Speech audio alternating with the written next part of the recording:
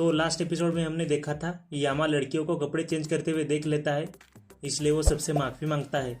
अभी आगे मतलब स्कूल की छुट्टी हो गई होती है, सब लोग अपना काम कर रहे होते हैं। शिनोबू अनाउंसमेंट करती है, बाकी लोग अपना अपना काम करते हैं। फिर रिका यामाबुकी से पूछती है, आज हम सब लोग बाहर जाने वाले हैं, क्या तुम भी आओगे क्या?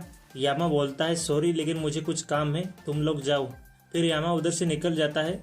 यामा के क्लब रूम के जाने के बाद नेने बोलती है, चलो उससे बात करते हैं, उसने हमें आधा नंगा देखा है, हमें भी उसको कुछ एम्बेरस करते हुए देखना है, यही फेयर होगा, वरना वो वैसे ही देख के चला गया है हमें। रिका बोलते हैं, फिर अचानक से ये बात कहाँ से आ गई?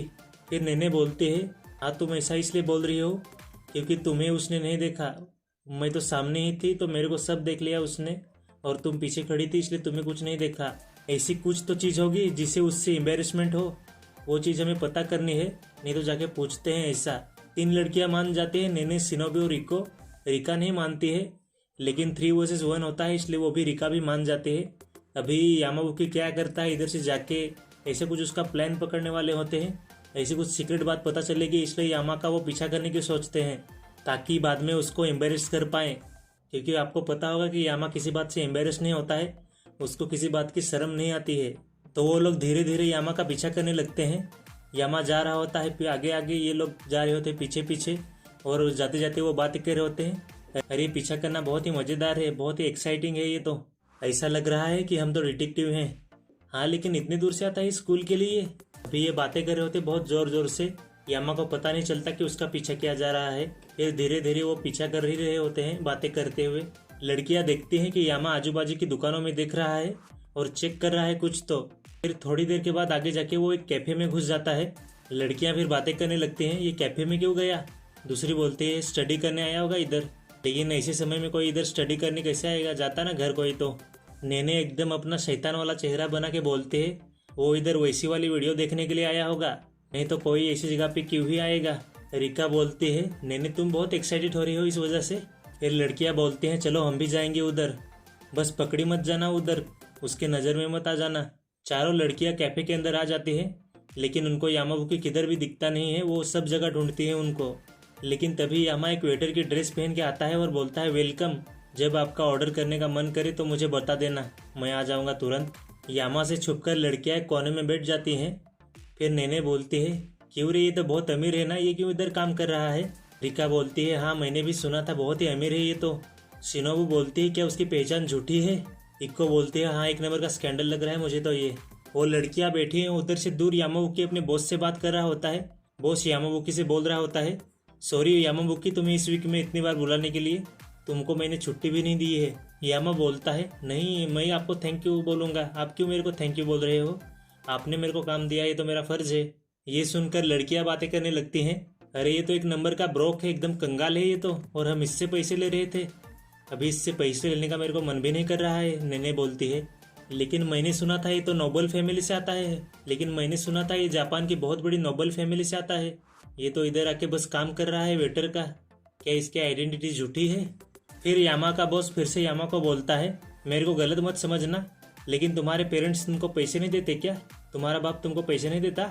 मैंने तो सुना है तुम बहुत ही अमीर हो।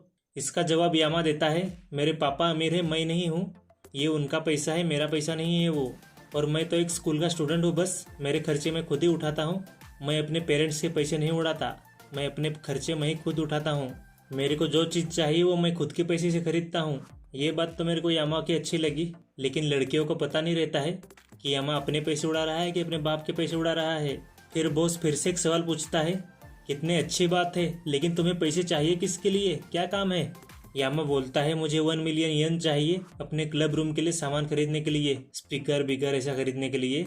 और लड़कियां बॉस और यामा की बातें सुन रही होते हैं। अभी लड़कियां इस बारे में बात कर रही होती हैं कि इसने तो बोला था कि ये खुद सामान खरीद के लाएगा, हमें तो लगा था कि स्टॉक मार्केट से पैसे कमाता होगा, शायद उसने जगह पे एक बहाना मार दिया होगा। बॉस फिर से पूछता है, ये तो बहुत ही अच्छी बात है, लेकिन एक क्लब रूम के लिए बहुत ही ज़्यादा नहीं हो जाएगा? इतना एक क्लब रूम के लिए मेहनत क्यों? इसका जवाब यामा देता है, हाँ बस क्लब रूम ही है, लेकिन मुझे ऐसा भी लग रहा है कि मैं जो इक्विपमेंट खरीदने वाला हूँ वो चारों पे वेस्ट होने वाले हैं। सच बात बोलूँ तो मैं जब उन चारों लड़कियों से पहली बार मिला था, मैं बहुत ही डिसअपॉइंटेड हुआ था, लेकिन अभी वो बदलने लगी हैं। इसलिए मैं उनके पोटेंशियल में इन्वेस्ट कर रहा हूँ बस। ऐसा कुछ तो है उन लड़कियों की आवाज़ में जो मुझको उन पे यकीन करने का मन कर रहा है। बॉस ये बोलता है, तुम्हारी बातों से ये लग रहा है वो चारों लड़कियां तुम्हारा काट के ले रही हैं, तुमको लूट रही हैं, ऐसा लग रहा है मुझे तो। यामा बोलता है, अरे तुम ऐसा कंक्लूजन पे कैसे आ सकते हो?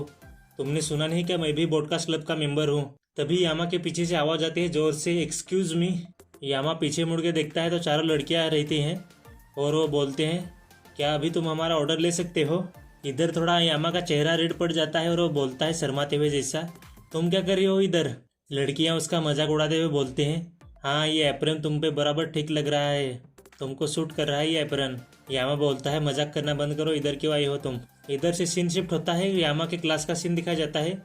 यामा भी अपने डेस्क पर बैठ के सोच रहा होता है। वो बैठा बैठा सोच रहा होता है, डैम इट, उनको मेरे जॉब के बारे में पता चल गया। अभी अपोलो मेरे बारे में और भी गंदा सोचेगी, अभी मेरे को लूजर समझेगी। फ्यूरियन हाई स्कूल का स्टूडेंट जॉब करता है ये बताकर अभी मेरे को ब्लैकमेल करेगी, अपने हाथ से मेरे को कठपुतली की तरह नचाएगी अभी। तभी यामा के पास इको आती है और बोलती है, ब्रॉडकास्ट के बाद तुम्हारे पास थोड़ा टाइम है क्या? यामा ये सुनकर बोलता है, क्या तुम मुझे मेरे जॉब की वजह से ब्लैकमेल करने वाली हो? मैं जॉब करता हूँ इसके बारे में तुम ब्लैकमेल करने वाली हो क्या मेरे को?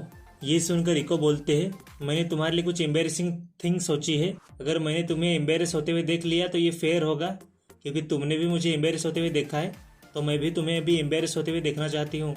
ये फिर हिसाब अपना बराबर होगा, फिर मैं किसी से कुछ नहीं बोलूँगी। इको दरवाज़ा बंद कर लेती है और धीरे धीरे यामा की तरफ बढ़ रही होती है। यामा बोल रहा होता है, तुमने दरवाज़ा बंद क्यों किया और मेरी तरफ क्यों आ रही हो अभी? इको यामा के सामने आके खड़ी हो जाती है और बोलते हैं, तुमने ही हमें बताया था, तुमने ही पहले बोला था, बराबर है कि नहीं? अगर कुछ एम्बेरसिंग हो तो दरवाज़ा बंद करो, कुछ एम्बेरसिंग कर रहे हो तो दरवाज़ा बंद करो, ऐसा तुमने ही बोला था ना?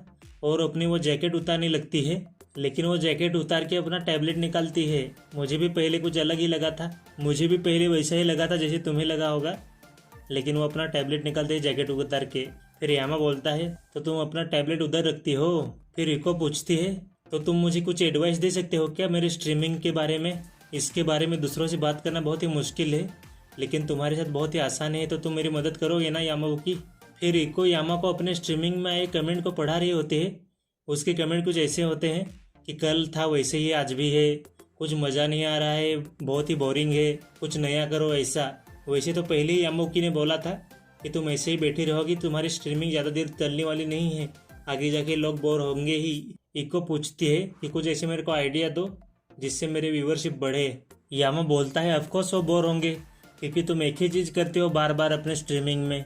फिर नेने बोलती है, तो मैं क्या करूँ?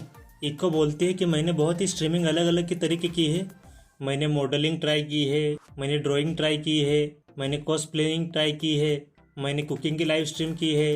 ये सुनकर यामा बोलता है कि मुझे तुम्हारी प्रॉब्लम समझ में आ चुकी है, मैंने तुम्हारी सब लाइव स्ट्रीम देखी है, सब वीडियो देखे हैं, तो मुझे तुम्हारी प्रॉब्लम का सोल्यूशन मिल चुका है। अभी तुम अपनी वीडियो में एक ही एक्सप्रेशन रखती हो, इसलिए तुम्हारी वीडियो में व्यूज़ नहीं आ रहे हैं। मतलब वो कुछ कर रही होगी ना, फिर भी एक ही एक्सप्रेशन है, ना हंसती है, ना रोती है, ना कुछ ऐसा गुस्सा दिखाती है, जैसा मुँह है वैसा है। अभी कोई स्ट्रीम स्टार्ट करेगी तो हेलो बोलेगी, अभी लास्ट तक वो जो बोलेगा ना तब तक उसका मुंह एक ही रहेगा, एक ही एक्सप्रेशन रहेगा मुंह पे, ना खुशी रहेगी ना गम रहेगा, ऐसा एक ही एक्सप्रेशन रहेगा। मैं हॉरर गेम खेल रही हूँ तो उसके मुंह पे ना डर रहेगा, कुछ एक्साइटिंग कर रहेगी तो ना कुछ एक्साइटमेंट रहेगी उसके फेस पे, या सिंपल चेहरा रहेगा प्लेन एकदम, तो कोई घंटा देखेगा। तो अगले वीडियो में देखेंगे इको को क्या सोल्यूशन देता है यामा। तो वीडियो को लाइक, चैनल को सब्सक्राइब कर दो, बहुत ही कम सब्सक्राइबर चाहिए 1000 के लिए, तो जल्दी से सब्सक्राइब कर देना। लाइक, कमेंट और सब्सक्राइब प्लीज़। थैंक यू, मिलते हैं अगले वीडियो में।